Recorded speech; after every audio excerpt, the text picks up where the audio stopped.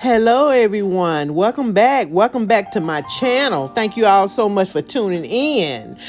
You have to try my famous homemade buttermilk cornbread. Now I am making my cornbread to make dressing, but I'm going to show you all in this video how I make my cornbread and what ingredients that I am going to use. It's the perfect mix of moisture, fluffy, and buttery goodness. Yes, whether you're pairing it with chili and a warm bowl of soup or just enjoying it on its own.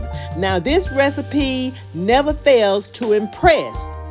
I've poured all my love into this recipe.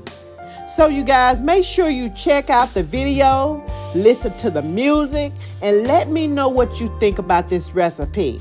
Now, don't forget to subscribe, hit the notification bell button so that you will not miss out on any of my videos. Please come back because you never know what I may have next for you. So continue to listen to the music and watch how this beautiful homemade buttermilk cornbread came out to be. Thank you all so much for watching. Bye-bye.